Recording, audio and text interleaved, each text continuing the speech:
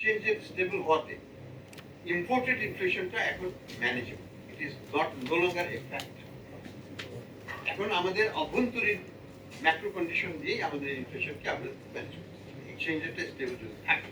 So এক্সচেঞ্জের stability is a pre condition for inflation performance, এটা আমি বলবো। 2 নম্বর যেটা বললেন যে এই সুপারভিশন অ্যান্ড স্ট্রেংথেন অফ মানে কোয়ালিটি অফ লোন এশিওর করার দায়িত্বটা কার? অবশ্যই দায়িত্বটা দুই পক্ষের। ফার্স্ট দায়িত্ব হচ্ছে ব্যাংকগুলো, মানে গুড গভর্নেন্স ব্যাংকে যদি না থাকে, আমি যদি নিজেকে খারাপ করতে চাই তাহলে কোনো গার্জিয়ানই আমাকে ভালো রাখতে পারবে না। আমি হয়তো তাকে বন্ধ করতে পারবো, আমি হয়তো তাকে জেলে দিতে পারবো, কিন্তু আমি ক্ষতিকর যে কোথাও সেটা কিন্তু সে করে ফেলবে। তারপরেও আমাদের দায়িত্ব অপরিসীম। আমরা যেটা করতে পারবো সেটা হচ্ছে যে গুড গভর্নেন্স করার জন্য বোথ ইনসেন্টিভ অ্যান্ড পানিশমেন্ট দুটোই থাকবে, এবং সুপারভিশন মানে আর্লি ডিটেকশনের জন্য আমরা রিস্ক বেসড সুপারভিশনের দিকে যাচ্ছি। আমাদের এই প্রক্রিয়াটা শুরু হয়ে গেছে।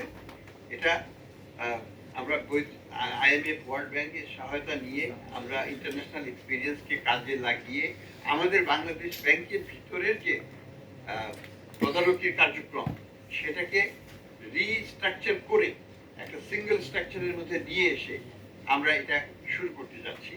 আমরা আশা করি যে এই রিস্ট্রাকচার রিস্ক বেসড অ্যাসেসমেন্টের মাধ্যমে ভবিষ্যতে যাতে আমাদের খারাপ ঋণের পরিমাণটা কম হয় এবং আমরা যাতে আগেই এই সমস্যার জায়গাটাকে চিহ্নিত করতে পারি সেদিকে আমরা এগুচ্ছি।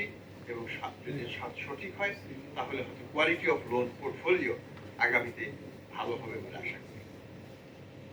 যে হ্যাঁ, আমার সময় কম, সামনের দিকে যাওয়াই আমার লক্ষ্য। পেছনে তাকিয়ে যদি সময় ক্ষেপণ করি তাতে কিন্তু আমি সামনে এগোতে পারবো না। দ্বিতীয়ত হচ্ছে যে আমার যে অ্যাভেলেবল সহকর্মীরা আছেন তাদেরকে নিয়ে আমাকে কাজ করতে হবে, তাদেরকে বাদ দিয়েও আমি কাজ করতে পারবো না। অবশ্যই আমাদের সাপোর্টের দরকার আছে। আমরা সাপোর্ট দেশের ভিতরেও নিচ্ছি কিছু কিছু ক্ষেত্রে, বাইরে থেকে এবং বিদেশ থেকেও আমরা প্রচুর টেকনিক্যাল অ্যাসিস্ট্যান্স আমরা পাচ্ছি যাতে আমাদের কাজগুলো সুচারুভাবে আমরা করতে পারি। আমাদের 3টা টাস্ক ফোর্স করা হয়েছে, 3টা এরিয়াতেই আমরা ব্যাপক কাজ করছি।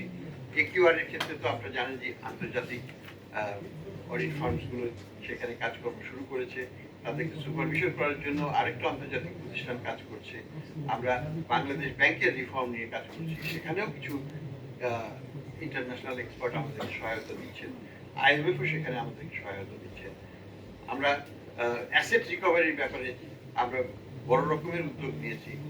আমাদের এখানে জয়েন্ট ইনফরমেশন টিম ফর্ম করা হয়েছে, জয়েন্ট ইনভেস্টিগেশন টিম ফর্ম করা হয়েছে, এবং এই ব্যাপারে আমরা প্রতিদিনই ইন্টারন্যাশনাল ক্রাইম এজেন্সি যেগুলো আছে তাদের কাছ থেকে আমরা সহায়তা পাচ্ছি।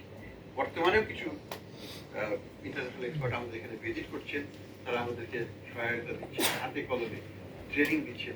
তো আমরা আশা করব যে এই সব কিছুর মাধ্যমে আমাদের দুটো জিনিস অর্জন করবো। একটা তো হচ্ছে যে সম্পদ পাচারকৃত সম্পদ উদ্ধারের ব্যাপারে আমরা ইন্টারন্যাশনাল আইন কানুন মেনে আমরা প্রচেষ্টা চালিয়ে যাচ্ছি, এবং একটু সময় লাগবে।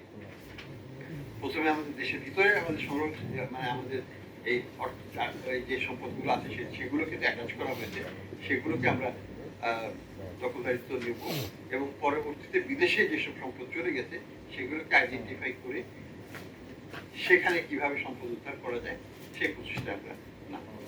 এখানে আমাদের BFI এর যে হেড আছেন উনি অ্যাড করতে পারবেন।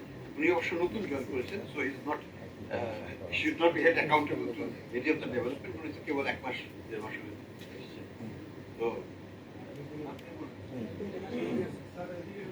তো আমি ওনার হয়ে যেটুকু বলবো যে আমি মনে করি যে আমরা আন্তর্জাতিকভাবে আন্তর্জাতিক মান সম্পন্নভাবে আমরা সম্পদ উদ্ধারের চেষ্টা করছি। আমরা জানি যে এটার সময় সাপেক্ষ ব্যাপার, কিন্তু অ্যাট দ্য সেম টাইম আমরা এটাও জানি যে পৃথিবীর অনেক দেশ এটা আংশিকভাবে হলেও তারা সফল করছে। তারা কারা?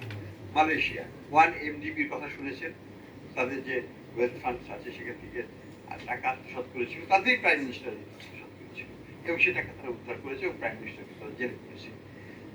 আমরা জানি নাইজেরিয়াতে যে প্রেসিডেন্ট ছিল সানি আবাসা, তার সম্পদ উদ্ধার করা হয়েছে আংশিকভাবে।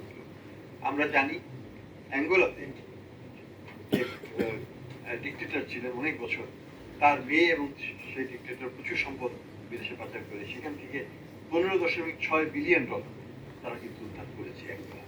তো আমরা পারবো ইনশাল্লাহ, একটু সময় লাগবে আমাদের। আমরা মনে করি এখানে আরেকটা জিনিস যেটা আমাদের করতে হবে সেটা হচ্ছে যে আন্তর মন্ত্রণালয় যে কোঅর্ডিনেশনটা, সেটাও আমাদের করতে হবে। এটা কিন্তু একটা বাংলাদেশের কনটেক্সটে একটা বড় চ্যালেঞ্জ। আমরা এক মন্ত্রণালয় এক মন্ত্রীর সাথে কথা বলতে চাই না, একসাথে চলতে পারি না। একসাথে ইনভেস্টিগেট করা, একসাথে ইনভেস্টিগেশন রিপোর্ট করা এবং ইত্যাদি করা আমাদের জন্য এটা একটা নতুন কার্যক্রম এবং আমরা চাচ্ছি এই কার্যক্রমটাকে সঠিকভাবে সম্পাদন করে সাকসেসফুলি এটাকে এক্সিকিউট করতে পারলে আমাদের লক্ষ্য হচ্ছে 1 বছরের মধ্যে যদি আমরা বিদেশে কিছু সম্পত্তি অ্যাটাচ করতে পারি সেটা একটা ভালো অর্জন হবে।